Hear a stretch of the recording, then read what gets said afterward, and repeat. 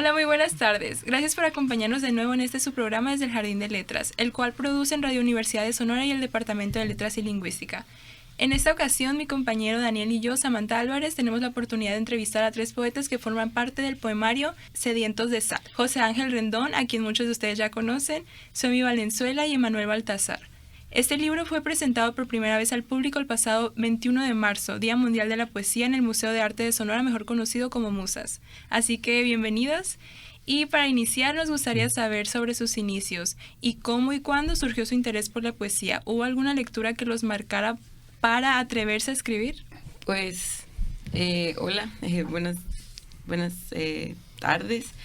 Pues, la verdad, no hay así como que una lectura que haya marcado mi interés por escribir poesía como tal, porque yo leía en ese momento había leído puras novelas y así, ¿sabes? Pero como que empecé a interesarme un poco, ¿no? Y ya fue como que... o sea, pero más que nada por lo que me salía en internet, no tanto como que me acerqué, ¿no?, a un libro en específico. Y ya luego empecé a comprar varios libros de poesía y así, pero no los leía hasta que ya un día por fin abrí uno, ¿no?, que fue uno de Alejandra Pizarnik, de que su poesía completa y me gustó mucho. Y ya, y después para escribir como por primera vez fue porque estaba como que... tenía como la necesidad, ¿no?, de decir algo y que nadie más, o sea, lo escuchara más que solo, pues, ponerlo en mis palabras, ¿no? Okay. Y eso fue más o menos la forma. ¿Y Rendón? Sí, yo tuve mi primer acercamiento con la poesía por 2 principales cosas. Primero, el rap en español, con la lírica y la rima y demás cosas. Y segundo, por mi abuela, en paz descanse. Ella me leía desde pequeño poesía española del siglo de oro. Y después me fue enseñando literatura mexicana, un poco de cuento, también poesía. Y ya después me fue adentrando en lo que es escribir con el ánimo de hacer canciones de rap, de hecho. En cuaderno. Y al principio era un desastre, ¿verdad? Pero luego fui puliendo. Sí, puliendo, abrevando de las técnicas. Mi papá también me enseñaba bastante sobre lírica en general. Y poco a poco fui forjando y formando un cierto estilo, ¿verdad? Hasta llegar a leer libros de poesía ya como tal.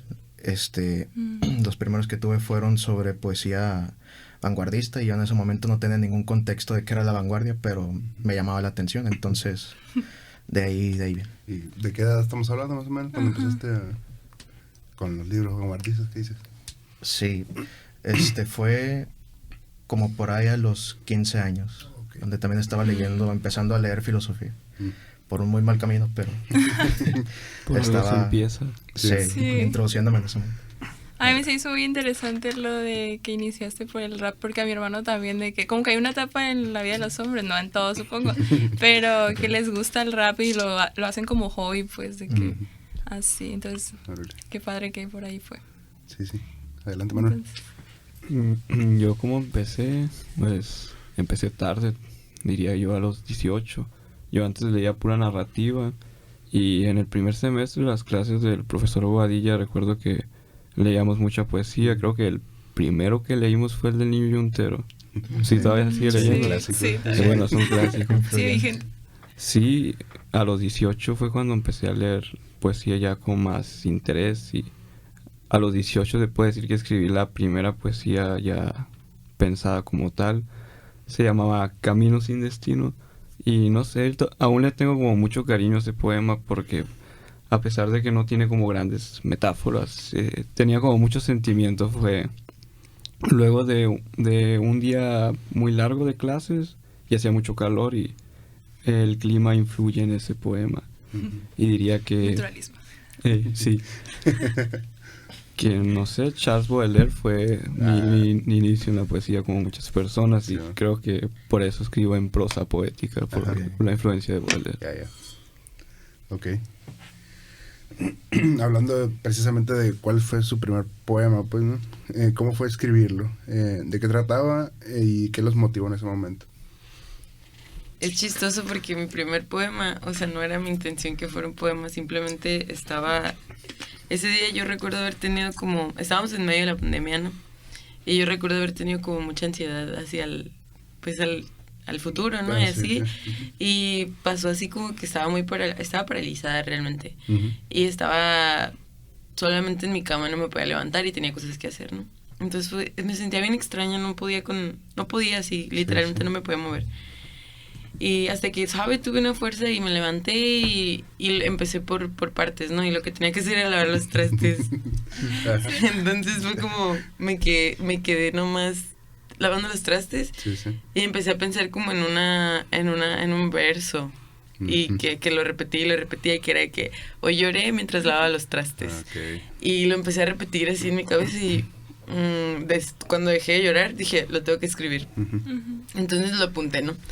Y ya al rato me fui a un lugar y empecé a escribir y ya hoy lloré mientras lavaba los trastes y salió todo un poema, ¿no? De como una especie de... confesión. Una confesión, pero más que nada como una forma de decir que yo era el mismo traste que se estaba lavando y con mis lágrimas se limpiaba ese... Ajá. Casi todos mis poemas los escribo muy así, ya después los reviso y los limpio, ¿no? Pero... Fue tu catarsis. Ajá. Entonces fue como una catarsis y después fue como... Es muy curioso porque me queda la experiencia, ¿no? De que después de eso...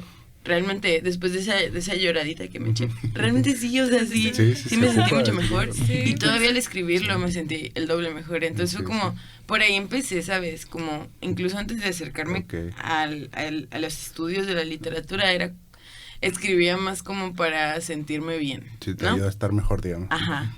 Y de ahí en adelante, y ahorita ya no. O sea, ahorita no escribo de esa manera. Ya no es tan catártica mi escritura, pues. Sí. La lograste aterrizar, digamos. Sí, salí de ahí. Pero para el Suemi lavar los trastes es muy inspirador siempre. Ahí se le ocurren muy buenos versos. Ya has hecho otro, ¿verdad? Pues no, pero siempre tienen que ver con agua o con así. Te inspira el agua y los trastes. Es un detonador. Sí. Como bañarse, ¿saben? Cuando se están bañando y se les vienen ideas. Sí, no les ha pasado hacer eso. Y yo la única rara que daba. No, con la luz apagada y sin estímulos. Te llegan unas ideas. Leyendo los poemas de los tres, yo estaba así como en un viaje. Tú siempre. En un viaje, sí. Lo que pasa es que esa pregunta va a salir más adelante, pero ahorita nomás es como un leitmotiv que tienen los tres, pues. Ajá. Pero pues a ver, adelante, René. Sí, bueno, yo la verdad no recuerdo cuál fue exactamente mi primer poema, pero posiblemente, como les digo, habrá sido uno de esos intentos de hacer letras de rap. Ajá, escrita en prosa, en una hoja vieja de cuaderno, con una pluma que le quedaba poca tinta y la hoja arrancada, ¿no? Entonces... para que saliera mejor, ¿no? Sí, si no salía. En cuanto a... allá en el cuarto a las 3 de la tarde. Entonces... la ambientación y todo. En cuanto a temas, pues también probablemente ha de haber sido... sobre crítica social. Yo en ese momento hablaba mucho de la tradición de lo que se le dice o se le conoce como el rap conciencia. Cancerbero. Sí, Cancerbero, KCO, Nach, etc. De la tradición hispana. Entonces, muchos de mis inicios iba por ahí. Serán escritos por ahí del 2017, 2018. Y continué con eso hasta 2021 a los inicios. A mediados del 2021 para el 22 ya escribía sobre temas más por influencia de la pandemia existenciales, ¿verdad? Más catárticos, por así decirlo. Ok. Yo respondo ahora. Sí. Bueno, pues aquí lo tengo todavía, ha sobrevivido durante tantos años. El Camino sin destino, obviamente, pues ya no escribo así, pero pues se le tiene cariño al poema. No sé si quieren que lea un pedacito. Si quieres, adelante. Ok, se llama Camino sin destino. Camino y camino sin saber a dónde voy. Busco por doquier, mas no sé de dónde soy. Busco mi destino. Camino entre las sombras, sin contorno. Soy la decadencia de la decencia, una escoria de la existencia, Llené mi alma de rabia reprimida. Estoy por explotar como volcán en erupción. Camino y camino sin decirme nada. El cansancio me evita caer en la locura. Mi ser desea ser víctima de la coincidencia y encontrarte, mas no sé lo que eres.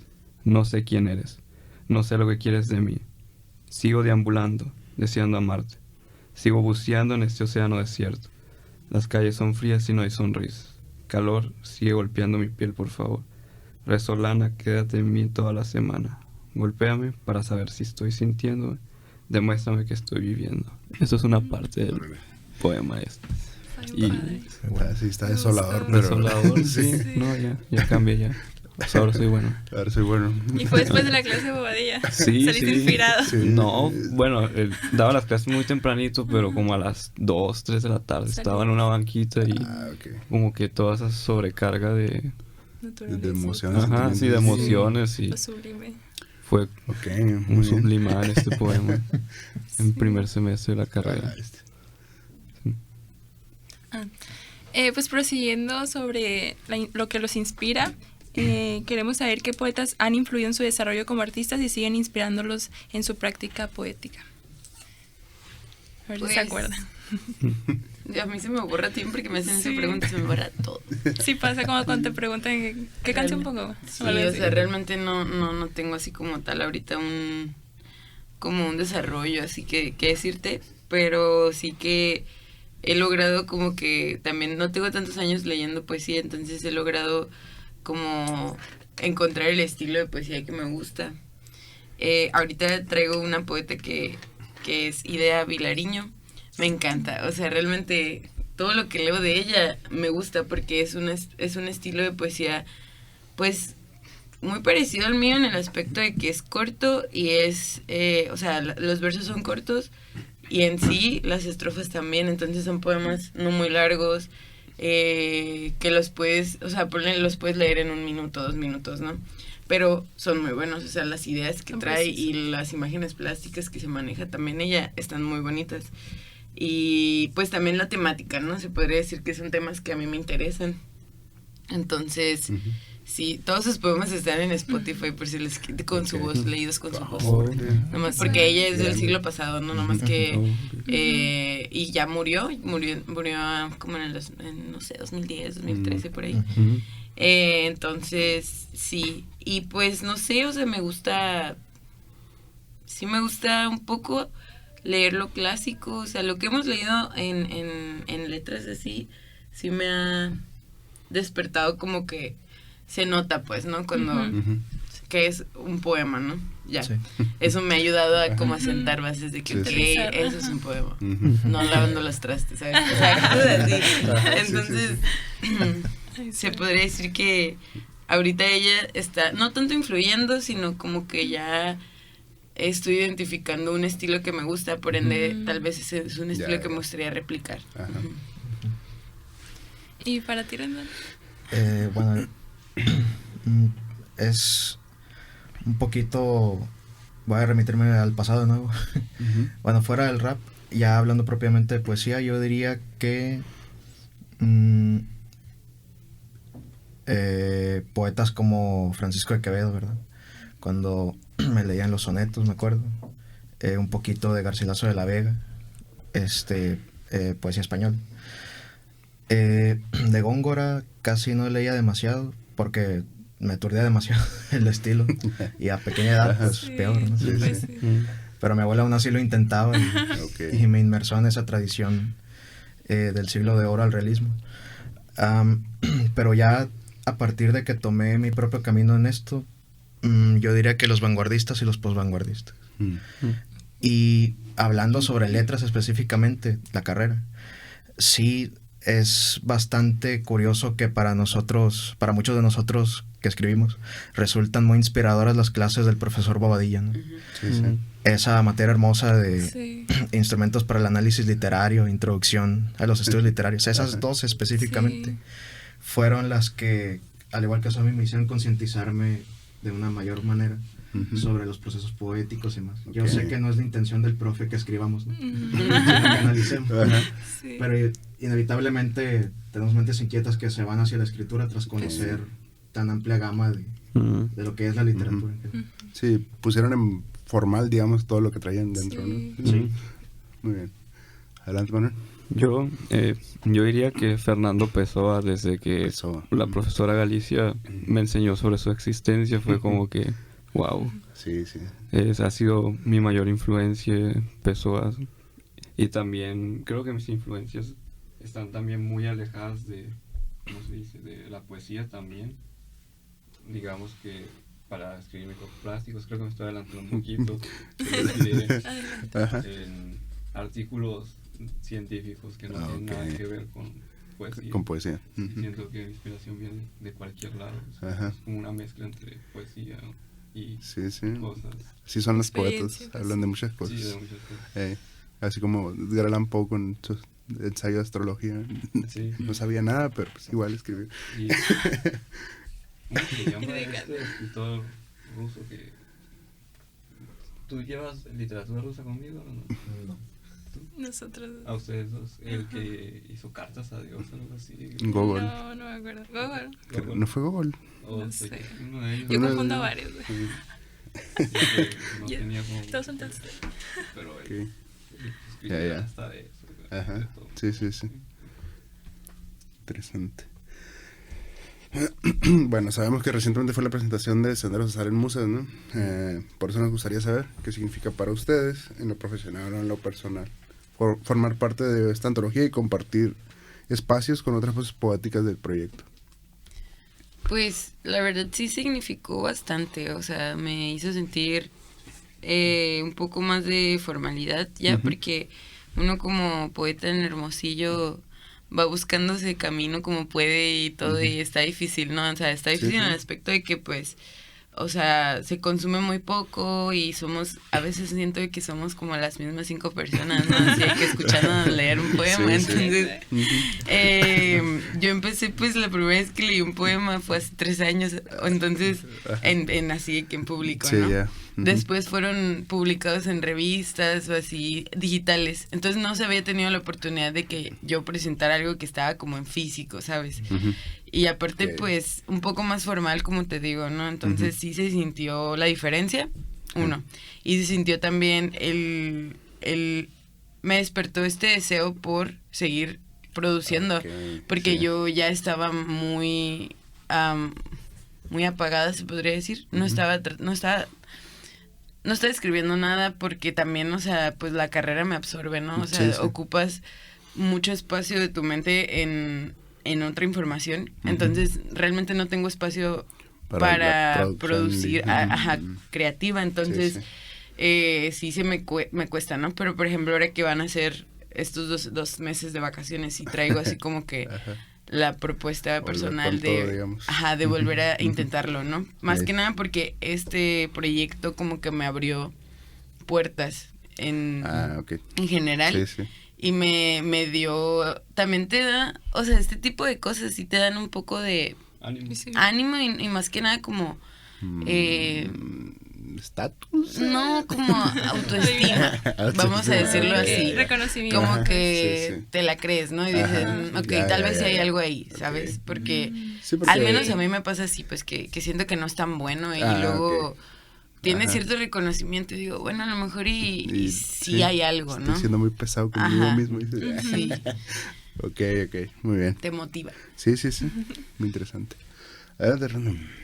Sí, para mí también representa bastante porque curiosamente yo he tenido la experiencia de ser publicado en antologías. Eran antologías, bueno, son antologías hispanoamericanas en general.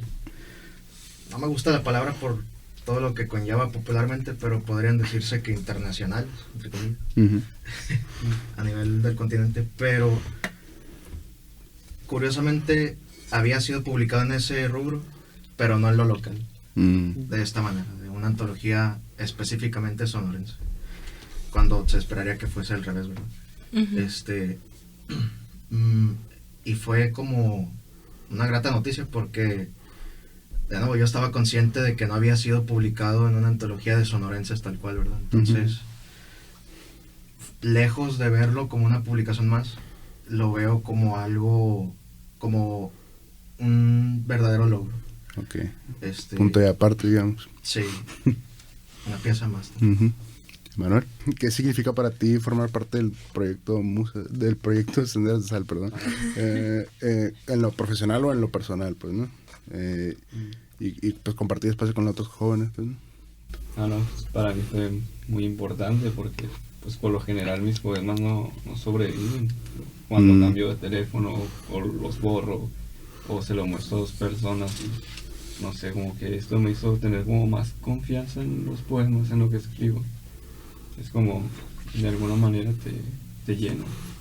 No sé si se puede decir, el estar ahí, como que el ambiente de ver a otras personas que hacen lo mismo que tú, también te emociona. Sí. Al menos a mí sí. Ok. Pues prosiguiendo, ¿qué temas consideran que exploran en los poemas contenidos en este poemario? Yo, la ausencia. La ausencia de... Puede ser cualquier cosa, ¿no? En el primero, por ejemplo, la ausencia... Hay uno que se llama Sedienta. Y este poema lo escribí... Iba caminando por la única y pues como que te acercas mucho al desierto cuando estás con mucho calor, ¿no? O sea, te hace sentir de alguna manera así. Entonces, tiene muchas imágenes de el desierto como tal y como estar buscando algo, ¿no? Buscando algo que te sacie esa sed. Sí. Entonces, sacie, no sé cómo se dice. Entonces, sí, ese podría ser la ausencia de estabilidad, se podría decir. Y esa misma ausencia de una persona, ¿no? Y eso fue lo que te hace sentir eso, esa como que esa necesidad de buscar, terminar con ello. Yo lo estaba leyendo ayer en la noche y me recordó mucho, por alguna razón así, el acto final de Bodas de Sangre, cuando habla de que tu hijo era un río y sí. Era la tempestad. Por todo esto del agua, pues, y es algo que se repite constantemente en la antología, como mencioné ahorita. El agua, el desierto, el viento, el sol, como que Sonora nos ha dejado la marca, digamos. Sí, es algo que tenemos en común. Siento que sí he visto varios poemas en general que hablan del calor o de ese tipo de escribir desde el desierto, básicamente, pues, ¿no? Ajá. Es curioso. Sí. Bueno, Manuel, hablando de microplásticos, ¿podríamos hablar de un acercamiento a la poesía social, meramente hablando? ¿O lo acompañas con toques satíricos, digamos? Fue sin querer satírico, la verdad. Sí. Yo no lo hice de manera satírica, pero luego ya después vi unos memes que hablaban de lo mismo, de un gatito que dice en inglés, I have microplastic in my body. Y me dio muchísima risa porque de eso estoy hablando en este poema y ahora es un meme, pero en realidad es algo bastante importante, pues, de política, de cómo nos afecta el tener plásticos en el cuerpo. Sí, a todos, es como es terrible. El elefante rosa en la habitación, todos pensamos que no, pero sí, estamos llenos de microplásticos. Sí, este poema nació, digamos, luego de haber leído los artículos y un libro que es muy bueno y siempre le hago promoción. Se llama Ciclonopedia de Reza Negaristán. Si quieren puedo leer la contraportada. Pues rapidito porque nos queda poquito tiempo. ¿Es el petróleo una entidad inteligente? ¿Es la plataforma de la tecnología sobre la que nuestra civilización científica funciona? ¿O es más bien una especie de elemento vudú? ¿Un instrumento por el cual antiguos nigromantes controlan el mundo? Hay un objetivo delirante y esotérico que une secretamente el tecnocapitalismo occidental con los militantes islámicos. ¿Es el rosa un concepto filosófico importante? Con la lectura de Ciclonopedia, hasta el lector más escéptico empezará a hacerse estas y otras preguntas aparentemente todavía más absurdas. Es un pedacito. Sí. Ok. Escucha extraño, pero... Pero sí habla de cómo dependemos mucho de los hidrocarburos. José, y en tu poema Loro del Cariño, siento que es un tema muy personal, escondido en el lenguaje poético. ¿En qué te inspiraste para escribirlo? Bueno, a nivel personal no lo es tanto, sino a nivel común o social. Y nació un día que estaba en catedral, mientras de reojo alcancé a notar que un papá estaba conviviendo con su hija. Era una niña pequeña y el papá un poco mayor. Entonces, no sé, la felicidad de la niña se me quedó, la expresión de felicidad genuina se me quedó muy grabada en la mente. Y dije yo, pues, voy a escribir de esto. Okay. Y llegué a mi casa con todo el ímpetu y empecé a poetizar así automáticamente. Ya después Okay. Pero básicamente de ahí nace. Muy bien. Pero ya para finalizar, si pudieran conversar con algún poeta, vivo o muerto, ¿quién elegirían y qué le preguntarían, no? Alfonsín Storni. Sí. Tendría muchas ideas que hablar con ella, la verdad, y le presentaría los antidepresivos y por le favor. presentaría un poco de muchas cosas que siento que tenemos a la mano ahora y que a lo mejor la hubieran rescatado. Sí. Pero sí, preguntarle también esa obsesión por el mar también, ¿sabes? Como, Sí, entonces sí. sí es interesante. Ok. ¿Dónde nació? Adelante, Manuel. Yo, ¿a quién le preguntaría? No sé, a Emil Cioran, porque está tan... Emil Sola. No, Emil Cioran. Ciorán. Ok. Este romano, porque está Ya. tan amargado, le diría. Bro. ¿Qué te pasa así? Disfruta un poquito más la vida. ¿Y tú, Rendon? Yo, curiosamente, no tanto con algún poeta, sino con narradores. A mí me intriga mucho la novela realista. Yo platicaría con novelistas del realismo. ¿Y qué les preguntaría? Pues, ¿cómo está todo, no, en ese tiempo? Como para que escriban realmente de eso. Ok. Más allá de lo que sabemos por registro histórico. Bueno, muchas gracias a Suemi, Emanuel y José Ángel por tomarse el tiempo para acompañarnos.